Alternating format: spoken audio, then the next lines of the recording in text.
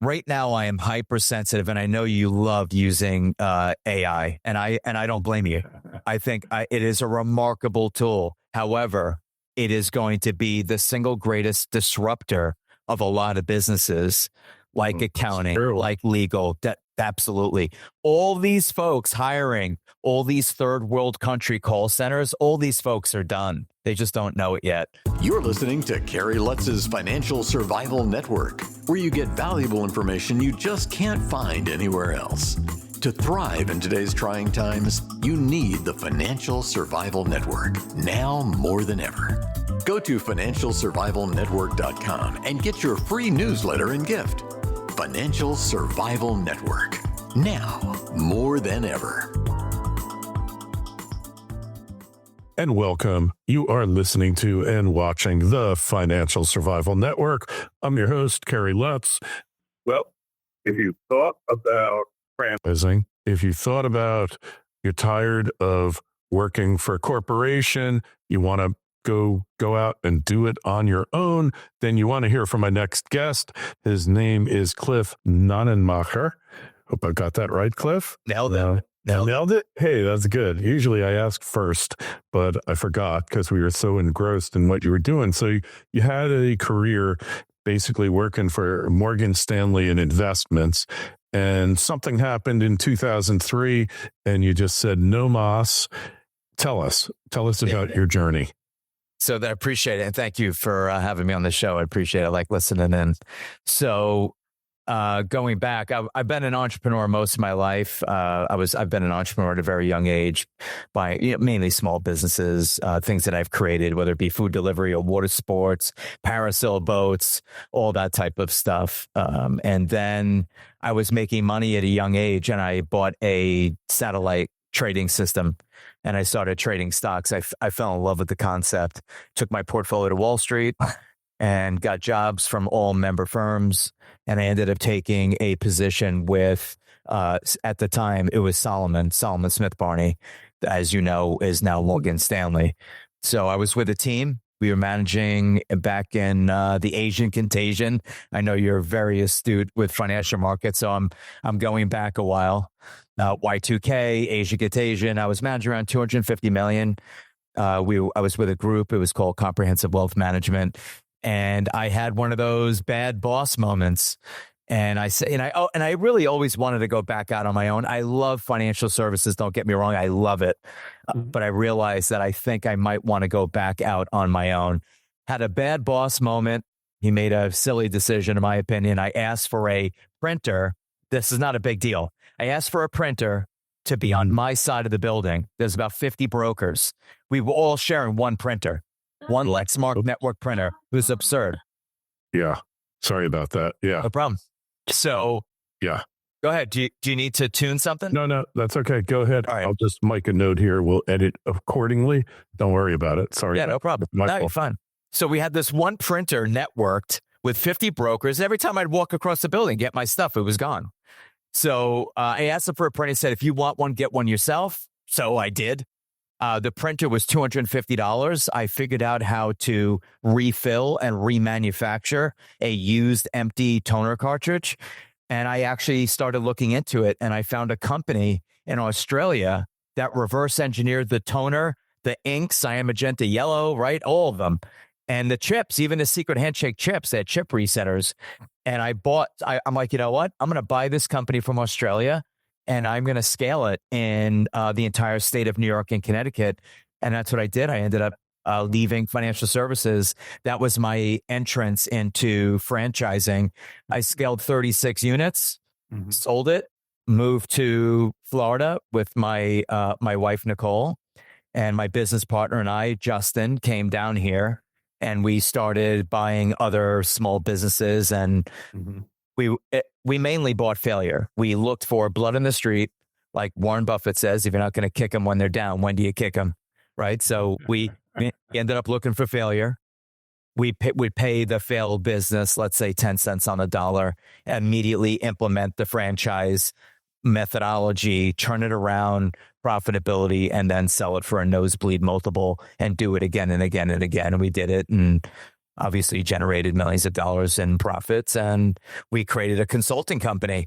From that came this revelation that most people, you know this better than anyone, most people lack investment discipline. They have no strict adherence to anything. Yeah. They have no real due diligence process.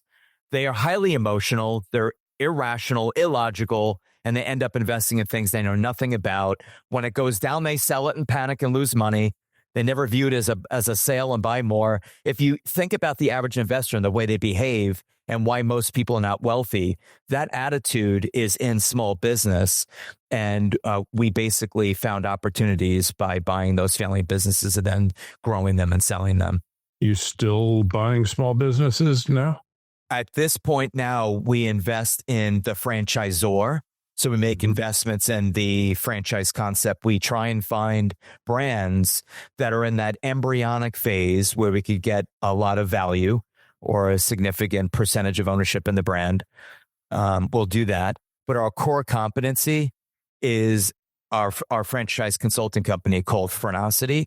And we help investors navigate this very daunting process and help them identify what should I buy? What franchise should I purchase? What should I invest in? What should I be doing in this next phase of my life? Most people just hate corporate America. I've been doing this 20 years. I've never heard more hatred for corporate America than I do today. And I think vaccine mandates and just culture and DEI and all this, I'll call it horse shit. You could edit it if you want. I think we're a family show, but I just cursed for the second time in 14 years on my prior interview. So don't worry about it. All right. It's just like, it's nonsense. It's absolute nonsense. Thankfully, it's dying, which it should. I recoined DEI as death to every industry. It's the kiss of death. And you're starting to see it now. So thankfully, that's starting to fall apart. But I think a lot of people are just tired of it. I thought DEI stood for didn't earn it. That's my fave too. I love that one. Yeah, they didn't earn it. It's just based on nonsense. There's really no metric. Yeah, it's not a merit system. Well, one thing though, I always like to see a DEI pilot when I get on the airplane, because it just makes me feel good about my country and myself. Right? That's right. I always look in the cockpit. It's so true. That's the one area that I want to know. It's like this guy asked me years ago, back when I was in financial service. He goes, does it really, you talk about expense ratios, 1%, 2%. Does it really matter? And I said, I have two parachutes in my hands. One of them has a 97% success rate, and the other one has a 98% success rate. Which one are you going with? It's only 1%. He's like, 98. Of course. Why would anyone choose? Exactly. Why would anyone choose a parachute that has less reliability than the other one? So it's like percentages do matter, right? These things do matter. This whole who's up in the cockpit, where did you graduate, how many flight hours, it all matters. Oh, yeah. Yeah, it's so true. And it seems it should be self-evident, but not the purpose of us talking together, but really it fits in well, right? It is very relevant that you got to have the right training, and because you have to acknowledge your failings, you don't have the discipline that you should because you weren't trained to have it. So you better get it, right? That's right. Look at Sully. Look at this guy come on. This guy is like a rock star landing this plane in the Hudson. It was just remarkable what he's done. I'm afraid that the lion's share of pilots could not achieve that water landing. I'm sorry. I don't buy it. Yeah, I agree with you. I don't buy it, Kerry. Hey, I have a friend who's a pilot for a major airline for 45 years. And, they just don't make them like that anymore. Although, the art evolves in business too, right? You want the Sully to teach you what to do. That's right. You don't want the guy who basically Sully fired. That's right. Right. I want someone with battle scars. I like older doctors. I like all that stuff. I like experience. And this is why people are trying to erase our past so they can control our future. I don't go for it. I want to learn from that. Yeah, it is. I think it's over now.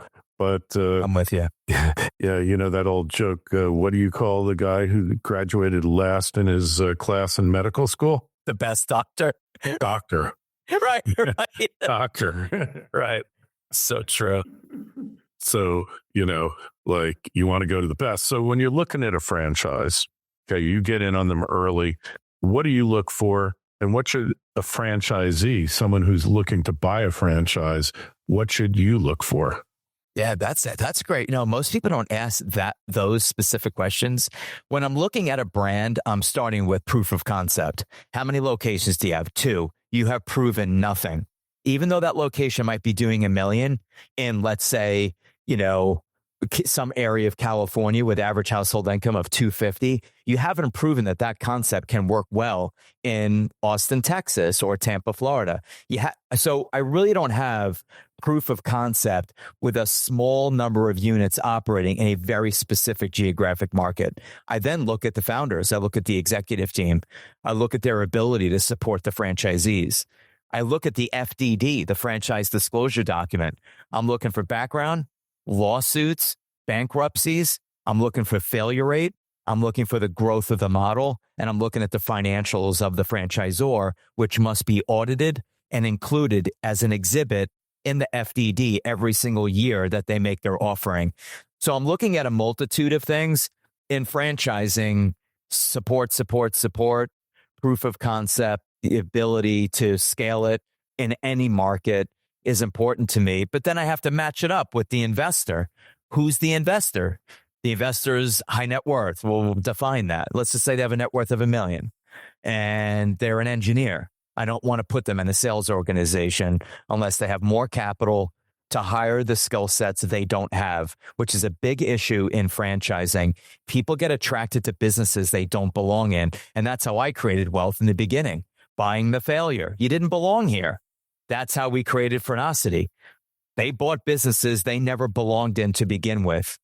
And because they lacked discipline, they weren't really matching themselves with the right brand or culture, and they didn't execute properly. All right. So if I'm looking for a business now, what are the best areas, do you think, franchises?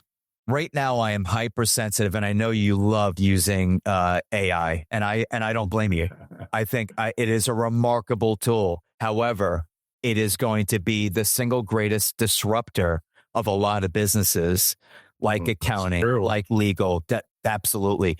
All these folks hiring all these third world country call centers, all these folks are done. They just don't know it yet.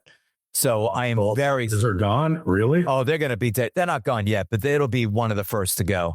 It's the systems, the AI systems are so intuitive now. They could route calls and they could do basic tech support, basic answering. I mean, look what you and I are able to do right now on the fly. You could ask me nearly any question. I'll have an answer for you pretty quickly. It's remarkable. So when you ask me that question, I'm looking for businesses that are basically AI proof and they're Amazon proof. They're tried and true, and the services are performed locally. So I love all things home services, non-brick and mortar home service brands, because I believe that people who can use their hands and tools are going to be the most protected asset class in a world of AI. I believe that absolutely, I do believe that. I think that your average plumber is going to have the income of today's attorney. If you're a trial attorney, you'll be okay. Because again, your feet on the street in the courtroom. If you're a desk attorney doing basic evictions and basic legal work, you're toast. Yeah. I use AI for free to evict a tenant in the state of Florida. It gave me step-by-step instructions. I didn't even need a lawyer. And the guy was gone. I got to tell you a funny story about AI. This is when I started learning the power of it, Cliff. So I used to pay somebody to write show notes to all my podcasts because, it was time consuming. It was a job I really did not enjoy. And, then they came out with these note takers for Zoom, and it would basically build a transcript of your conversation and it would summarize it. So I was using that. And then I said, wow, if I combine it with Chat GPT, what would happen then? And let me tell you, like, basically, I let that person go. I felt really bad because she was a very talented individual. She was amazing. But, money is money. And, you got to, you're always looking to control costs, right? So I know exactly what you're talking about here. We're doing it right now. Yeah. Like right now, where the transcript is being created by AI as we speak. This machine is hanging on our every word and will transcript this entire episode. I mean, come on. I agree with you. We were paying a guy at John, I love you. I think you're phenomenal. Just like Kerry said, we love the people we work with and employ. But at the end of the day, we're running a business. We were paying John around $50,000 a year to be a creative writer. Well, guess who's more creative than John? ChatGPT. ChatGPT is right. The most creative ever. And I've just written a book. I've used the AI. The book is based on a series of interviews with this gentleman named Martin Armstrong, leading economist in the world, leading forecaster. And I had 14 years of recorded audio with him. And, it would have been impossible to do it any other way, but I summarized them, and then I used it to summarize, right? Yeah. And that was that. So amazing stuff. It really is. So in my world, I want to embrace it for productivity and of course cost savings. But as I'm advising clients, I want them to be invested in businesses that will not be disrupted by AI. I mean, Liberty Tax. I think like Liberty Tax, H&R Block. I think they're toast. Kerry, I believe they're dead. I completely agree. Yeah, I think they're done. Even a question. No, I couldn't agree with you more. Handyman franchise, though, there's a shortage of handyman. So we wanted to create something called Handyman University, That you're exactly right. I want to be. So I have 4 themes that I like in business and franchising right now that I think have, let's say, a 10, 20-year runway before really being disrupted. The first one I like is I believe that we have feminized men in America. When I say that. Totally. Okay. Preaching to the choir here. Infinitely more. The audience, some people get offended and that's fine. There are things that I believe in and I say it.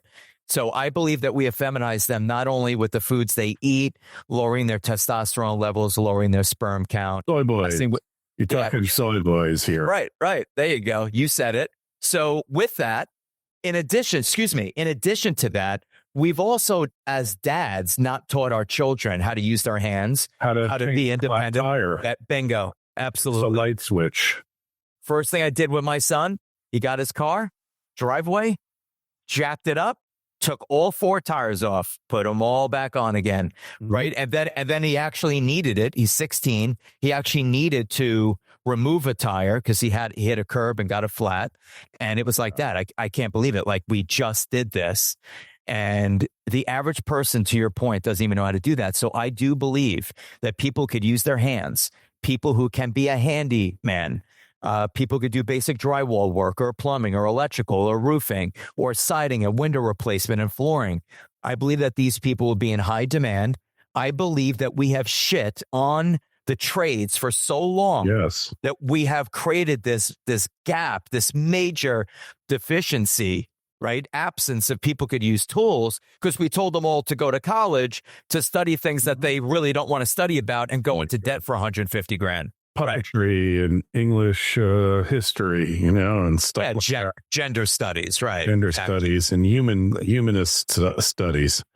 So how do you learn how to become a handyman?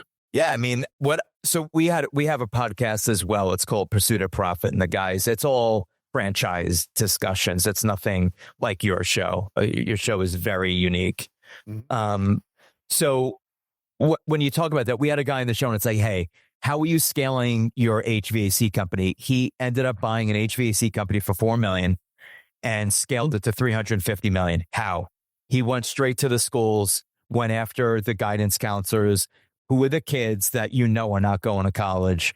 I want to train them. I want to give them a skill set. I want to have them monetize a skill for the remainder of their life. And I want them to work for me. And that's what he did. He created little schools in 4 states where he operated his HVAC company, recruited them straight out of high school, gave him a skill set. So right now it's all about mentoring. It's like Mike Rowe, stop insulting the trades, right? Stop. We have to stop that nonsense where we've made fun of people who said, I'm not going to college. I'm going to vocational school. I'm going to trade school. I want to be a journeyman. We have to stop that. We need these people driving over bridges. Yes, exist without them. I know it exists. I mean, it's crazy to me. So I think that after, and you know what I'm talking about, all these presidents of the Ivy League schools testified in Congress, each one looked like an idiot, one after the other, looked like a clown show. To run a hot dog stand, those morons. Absolutely. They were disgusting. Their answers were disgusting. Their view of the world is everything about them. Yes. I completely agree. I was completely disillusioned. I said, how the heck did she get to run the U of P and MIT, and like all this crap? I mean, I know. Believe it, Cliff. I mean, I was in shock. So let's get back to our topic before here. So physical trades, guys who do tile, guys who fix kitchens, redo kitchens, bathrooms. What else? Yeah. No, you're not going to hope to fix cars soon. No food. So you don't hear me pushing food. I'm not pushing fitness. I like 4 categories. Number 1, use your hands, men's health. There's a war on men. I talked about it. Sperm count for Western male down 50% in the last decade. That is by design. As you introduce socialism, you introduce low T, right? It's all coordinated. Second category. We're making me laugh now. Second category is the humanization of pets and animals. We humanize them. We're not repopulating. We humanize pets. Isn't that kind of sick? In what way? Like, talk to me. I mean, it's like, how do you your pet's not, your dog isn't, you might love them to pieces, but it's not a substitute for a person, right? Oh, right. That part is the illness part. Right. Dressing them up and calling them your furry baby and not being able to function in society without petting your cat, dog, or alligator. This is where it's now becoming a mental illness, or a human being running around thinking they're a cat or a fox Let's be clear here. Let's be clear here. We're not saying there's anything wrong with having pets. We love pets. You and me both. I could tell you're a dog guy, but it's not a substitute for human interaction, which it's been posited, pushed as, right? Totally. We humanize them, and you're exactly right. So I'm only saying, I'm not talking about the humanization. I'm saying as an investment thesis, the humanization of pets and animals is a huge opportunity for boarding, training, grooming, retail, anything involving these animals where you could capitalize off of it. My third category is the aging graying of America, where we're not repopulating. There's a lot of work to do, whether it's mobility, whether it's assisted living, whether it's a real estate play, whether it's estate sales and auctions, or estate planning. Franchising offers a lot of avenues to deal with the elderly and not just care for elderly. You could do a lot of just mobility. I have brands that deal with scooters, wheelchairs, striker beds, chair lifts and stair lifts and all that stuff. And my fourth category that I like is everything around biohacking, which is becoming a huge move right now.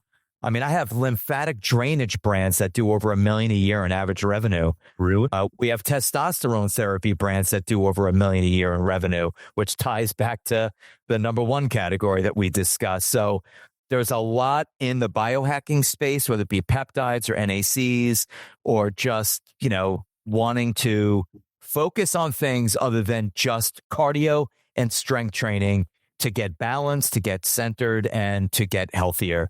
So, and beauty and vanity. So I put that all into category 4: biohacking, beauty, vanity, the desire to feel youthful, the desire to feel whatever, beautiful or sexy, whatever you're looking just to be healthy. That's right. those are my 4 categories. And I believe that clients that work with us, my business partner, Justin, and I, in those categories end up seeing clarity and realize I'm AI proof. I'm Amazon proof. What we're talking about cannot be done through Amazon or Temu. Temu is becoming popular now, taking market share from scam. Temu is a total data mining scam. Chinese. That's what I'm hearing. Yeah. Not a fan of Temu, but and I bought some stuff from them. They make their thing addictive. It's kind of like Amazon, but it's like Amazon on the cheap. It's like, right. So, all right. Well, Cliff, so to sum it up, your average client, what's their age, demos? Yeah, well, we're seeing younger people, but I think the average is going to be like 40s and 50s. They have a little of that money put aside. They have the liquidity. They have the ability to say, I quit, or they have the ability to keep their job and enough skill set and bandwidth to run a business on the side by managing the manager. Average net worth for a client is probably 500 to 750,000 net worth. The average liquidity requirement that I need is around 100, 150. That's all. It's not that much, really. No, 100 now. Did they get SBA loans, or what do they do there? That's exactly what we do to bridge the assetters. We'll do SBA, Small Business Administration loans, or unsecured lines of credit. How much they usually cost? I should say, how much they usually have to borrow. What's the total all-in cost? So in a non-brick and mortar brand, your total investment's between 100 and 150,000 on average. In a brick and mortar brand, your starting investments really 350 and up quickly. Right. There's not a lot at that 350 range, but it does start there. But to your point, you quickly could get to $500,000. Yeah. And for the folks listening, it's like, well, how do I buy a $500,000 brand? You would put up 30% of the size of the deal. So if you're looking at a $500,000 brick and mortar brand, you would be putting up $150,000 of your own capital, and then we would get you an SBA loan for the balance.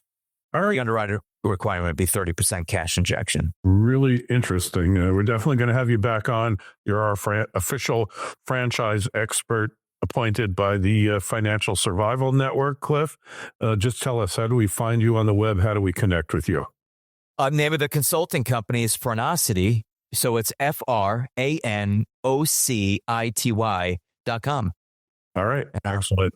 Links in the show notes to this interview on financialsurvivalnetwork.com. And while you're there, we just ask that you sign up for your free newsletter. Over 60,000 of you have already, and hopefully more. We're shooting for 100. Cliff, really appreciate you coming on. We'll talk to you again soon. Thank you for having me, Kerry.